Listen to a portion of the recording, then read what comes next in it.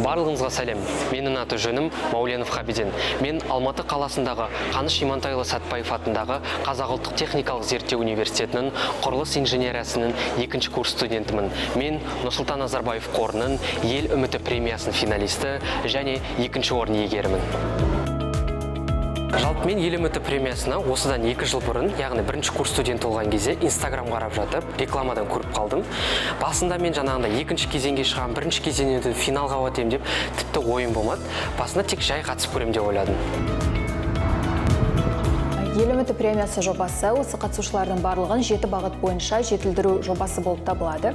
Жоба 3 кезеңнен тұрады. Біріншісі өзін-өзі жетілдіру кезеңі, яғни 6 ай ішінде қатысушылардың барлығы әртүрлі конкурстарға қатысып жинаған жетістіктерін біздің платформаға жүктейді. Екінші кезең ол бізде лагерь болып табылады, яғни лагерьде бізде арнайы оқыту курстары болады. Осы жылғы біздің бағыт медиа саласында осы қатысушылардың барлығын қандай да бір оқыту курстарын өткізу. Сондықтан осы лагерьде бізде әртүрлі семинарлар, тренингтер өтетін болады.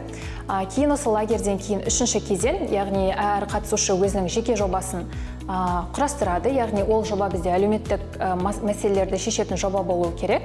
Және де соңғы бізге тапсыратын материалдары ол бізде видео, яғни осы медиа саласындағы қандай да бір материал болуы керек болады.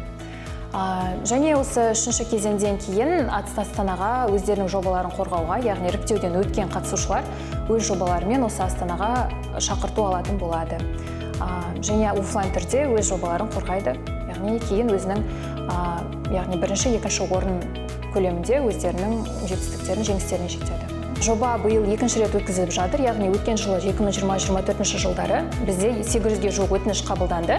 Оның ішінде 500 бала, яғни барлық критерийға сәйкес өз өтініштерін жіберген оқушылардың саны 500-ге жуық болды. Кейін 500-ден кейін солардың ішінен ең үздік деген қатысушылардың барлығы, яғни сертификат сандары бойынша, ұпайлары бойынша 200-ге жуық бала іріктеліп алынған болатын, және оның ішіндегісі 100-і ғана, яғни лагерьге жолдама алды. Ол іріктеудің кезеңі, яғни қаншалықты белсенді болды қатысушы, жинаған сертификаттары және де қатысқан конкурстарының маңыздылығына байланысты болған болатын. Кейін лагерьден кейін, 1-ші жылы лагерьден кейін 40-қа жуық жоба бізде қабылданды, яғни іріктеуден өтуге. Астанаға тек қана оның ішінде 15-ке жуық жоба шақыртылған болатын. Және нәтижесінде 10-ға жуық қатысушы өз осы жеңімпаз атанып, яғни 1-ші орын, 2-ші орын, 3-ші орындар ұтып алған болатын. Биылғы жылы бізде 1-ші қыркүйектен бастап жоба 2-ші рет іске асты. Оның ішінде бізде осы жылы жастар, яғни жас ерекшеліктеріне сәйкес 15-17 жас аралығына қысқартқан болатынбыз. Сондықтан бізде өтініштер саны 500-ге жуық болды. Және де соның жартысы, яғни бізде критерияларға сәйкес болып, қазіргі уақытта 250-ге жуық қатысушы осы 1-ші кезеңде өтіп жатыр. Алдағы уақытта 1,5 айдың ішінде біз лагерьге іріктеуді жүргізетін боламыз, қанша қатысушы барады. Жалпы ел үміті премиясы 2 кезеңнен тұрды, және мен 1 жылға жуық бойы қатыстым. 1-ші кезеңде біз барлық қатысушылар болып, 7 бағыт бойынша 12 сертификаттан жоғары жуық сертификат жинадым. Және 1-ші кезеңнің қорытындысы бойынша мен жақсы көрсеткіш көрсетіп, маған Көкшетау қаласындағы Келі Зеренді жеріндегі тегін лагерьге жолдама берді. Ал 2-ші кезең жайлы айтатын болсам, 2-ші кезең мен үшін өте ыстық кезең. Себебі бізге 7 бағыт бойынша өзіміздің жеке әлеуметтік жобамызды дайындап шығару керек болатын болғанбыз. Ал мен спорт бағытын таңдап, өзімнің таңда ақтау атты әлеуметтік жобамды жасап шығардым. Жалпы қысқаша өзімнің жобамды айтып кететін болсам, таңда ақтау жобасы бұл жасөспірімдерге арналған 15 күндік челлендж. Яғни біз 15 күн бойы теңіздің жағасына таңғы 6-да жүгіріп, таңғы асқа барып, түрлі комьюнити ұйымдастырып, түрлі спорттық ойындарды ойнадық. Осы арқылы біз өзімізді жан-жақты дамытып, лидерлік қасиеттерімізді дамыттық.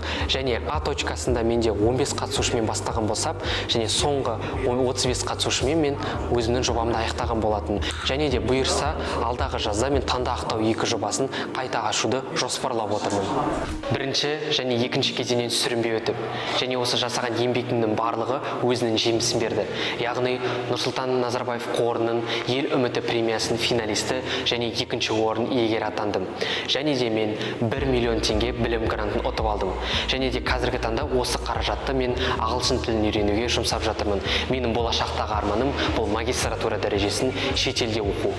Ел үміті премиясы жобасы осы қатысушыларды тек қана мотивация беріп қоймай, олардың өздерін тұлғалық жетілдіру, яғни тұлға ретінде қалыптасуға өте көп көмегін көрсетеді.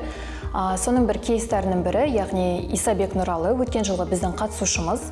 Өте белсенді қатысушы, осы лагерьде де өзін-өзі жақсы көрсетіп, әртүрлі іс-шараларға қатысып, репортаж жүргізген болатын. Қазіргі уақытта, яғни өзінің волонтерлық, яғни еріктілік бағытында өзінің жеке ұжымын ашып, қазіргі уақытта осы екінші жылғы қатысушылардың барлығына көптеген сертификаттар беріп жатыр, яғни Павлодар облысы бойынша өзінің іс-шараларын өткізіп, сол Павлодар облысындағы жас балаларға еріктілік жайында көптеген семинарлар өткізіп, және де сол ұжымның ішінде іс-шараларға қатыстырып жатқан өзім байқаған болатынмын. Сонымен қатар екінші кейс ретінде осы Байсалова Айханымды айта аламын. Ол бізде Франция қаласында өткен синтетикалық, яғни биология бағыты бойынша бірінші орын иеленіп келген болатын. Яғни біздің қатысушылардың барлығы тек қана осы Қазақстан ішінде ғана емес, халықаралық деңгейде, республикалық деңгейде көптеген жетістіктерге жетіп, осы ел үміті премиясының бір өте мақтан тұтатын тұлғалары болып келеді. Мәуленов Хабиден жақсы оқумен қатар қоғамдық жұмыстарға да белсене қатысатын студенттердің бірі. Бұндай студенттер 100-ден бірі кездеседі деп айтуға болады. Яғни өте талантты, өзінің жүргізушілік қабілеті бар, яғни ұйымдастырушылық қабілеті бар. Нұрсұлтан Назарбаев қоры еліміздегі білім мен ғылым саласындағы және де шығармашылық жағынан жастарды қолдайтын жобалардың бірі болып табылады. Осы қордың ұжымына осындай шын ниеттермен көмектесіп, жастарға өздерінің шығармашылық және де ғылыми жетістіктерін, қабілеттерін шыңдауға үлкен мүмкіндік беріп жатқан осы ұжымына үлкен алғысымды білдіремін. Сөзімнің соңында ел үміті премиясының барлық координаторларына және қатысушыларға көп рахмет айтамын. Шынымды айтсам, бір жылдың ішінде осы барлық жандармен бір жанұядай болып кеттік. Және де Нұрсұлтан Назарбаев қорына алғысым шексіз. Себебі сіздер маған барлық мүмкіндікті бердіңіздер. Және де менің арман мақсаттарымды шындыққа айналдырдыңыздар.